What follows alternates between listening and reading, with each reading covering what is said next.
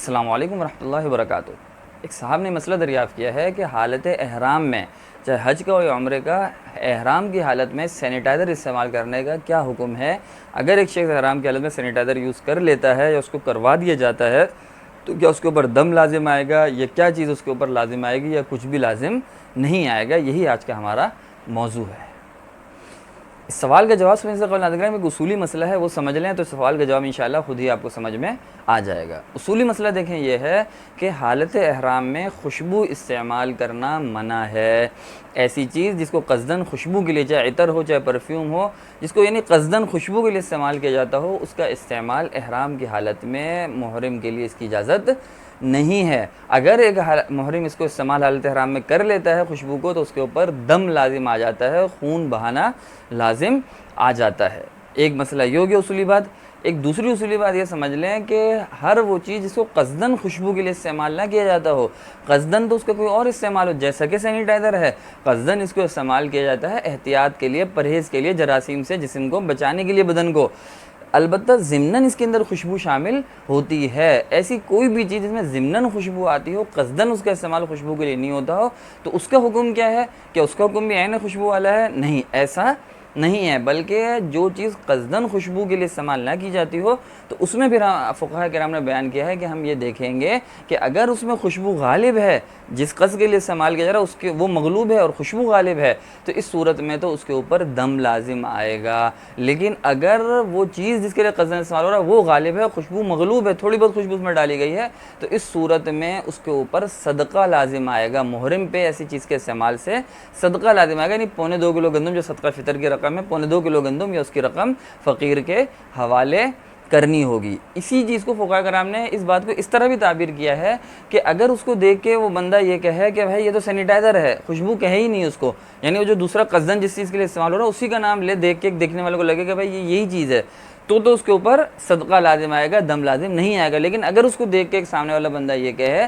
कि ये तो खुशबू है, ये तो सैनिटाइज़र या ये दूसरी चीज़ है ही नहीं, तो खुशबू है, अगर उसको खुशबू लगती है, इतनी गालिब है उसके ऊपर खुशबू, तो इस सूरत में ये खुशबू के ही हुक्म में होगी और उसके ऊपर दम लाजिम आएगा। जैसा कि नमाज के मसले में आपके इल्म में ये बात होगी, नमाज के अंदर अमल कसीर की तयीन के लिए एक तरीका ये भी है कि देखने वाला ये समझे कि ये अमल बहुत ज़्यादा कर रहा है, तो ये अमल कसीर, यानी नमाज पढ़ ही नहीं रहा है, तो ये अमल कसीर शुमार होगा। अगर लेकिन देखने वाले को लगे कि नमाज में ही है और थोड़ा बहुत अमल कर रहा है, तो वो अमल कलील कहलाता है। बहरहाल तो देखने वाले के ऊपर भी इसको मुअल्लक़ किया गया। खुलासा कलाम ये कि गलबे का एतबार होगा। अगर खुशबू इतनी गालिब है कि देखने वाले को, और वो यानी खुशबू ही की लग रही हो, तो फिर उसका हुक्म खुशबू वाला ही है, उसको खून बहाना होगा, उसके इस्तेमाल पर दम लाजिम होगा। और अगर खुशबू मग़लूब हो, वो क़स्दन जिस चीज़ के लिए इस्तेमाल होता है वो गालिब हो, तो फिर इस सूरत में उसके ऊपर सदका लाजिम आएगा, दम लाजिम नहीं आएगा। हमारी किताबों में कुतुब फ़िक़ह में इसकी मिसाल एक उशनान नामी सफ़ूफ़ की मिलती है। मैं आपके सामने इबारात पढ़ के भी सुनाता हूँ। उशनान से मुतालिक फ़ुक़हा किराम ने यही बयान किया है कि उस सफ़ूफ़ में क्योंकि खुशबू वगैरह मिलाई जाती थी, तो लिहाजा अब अगर उसके अंदर खुशबू गालिब है और देखने वाला ही समझता है कि ये खुशबू ही है वो उशनान, तो अब जो है ना इस्तेमाल करने वाले के ऊपर दम लाजिम आएगा। लेकिन अगर खुशबू कम मिलाई गई है और उशनान ज़्यादा, उसको गुस्ल के लिए उस सफ़ूफ़ को इस्तेमाल किया जाता था, नहाने के लिए, तो अगर देखने वाला उसको समझता है कि उशनान ही है, ये खुशबू नहीं है, तो इस सूरत के अंदर उस शख्स के ऊपर इस्तेमाल करने वाले पे सदका लाजिम आएगा।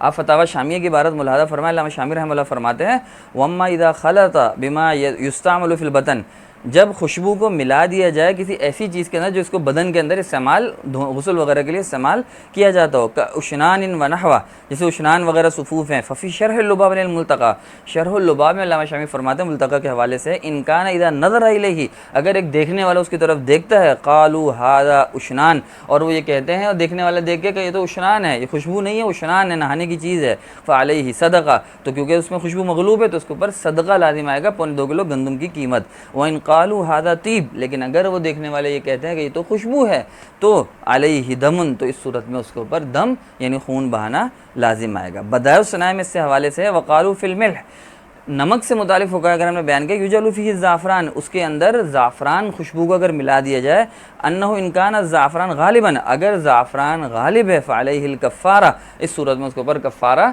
दम लाजिम आएगा मुहर्रिम पे, लिअन्नल मिल्ह तबअन, क्योंकि इस सूरत में तो मिल्ह तबा हो गया, गालिब तो हो गया खुशबू, नमक मग़लूब हो गया, फ़ला युख़रिजुहु अन हुक्म तीब, तो ये इसको नहीं निकालेगा तीब खुशबू के हुक्म से। व इनकानल मिल्हु गालिबन, लेकिन अगर नमक गालिब है, फ़ला कफ़ारत अलैहि, तो इस सूरत में दम लाजिम नहीं आएगा। लिअन्नहु लैसा फ़ीही माना तीब, क्योंकि इस सूरत में इसके अंदर खुशबू का माना नहीं पाया जाता बल्कि नमक गालिब है। तो लिहाजा नाज़रीन इस सारे दोनों उसूली मसलों की रोशनी में आपको मसले का जवाब, अपने सवाल का जवाब इंशाल्लाह मिल गया होगा। खुलासतन मैं फिर बता दूं, देखें अगर एक सैनिटाइज़र पहले तो इसको यूज़ करने से, इस्तेमाल करने से कतई एहतराज़ करना चाहिए। कोई और भी इस्तेमाल करवा रहा हो तो इसको इस्तेमाल ना किया जाए, क्योंकि उमूमन इसमें खुशबू होती है। बिलफ़र्ज़ अगर सैनिटाइज़र में बिल्कुल खुशबू नहीं है तो इसको बिलाशुबा इस्तेमाल किया जा सकता है, क्योंकि वो एक इलाज है, एक एहतियात है। अलबत्ता क्योंकि मैंने बताया उमूमन खुशबू होती है, तो खुशबू है तो इसलिए इसके इस्तेमाल से एहराम की हालत में परहेज़ किया जाए।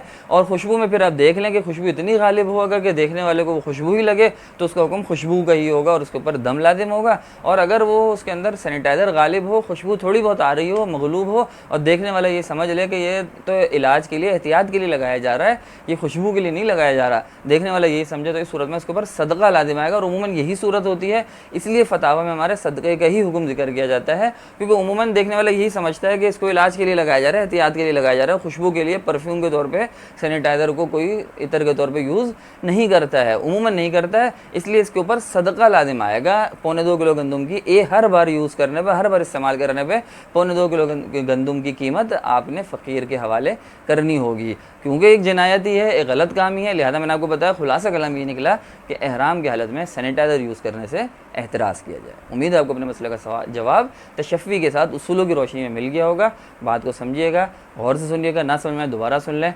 अल्लाह ताला हम सबका हामी और नासिर, अपना ख्याल रखिएगा। अस्सलामु अलैकुम व रहमतुल्लाहि व बरकातुहू।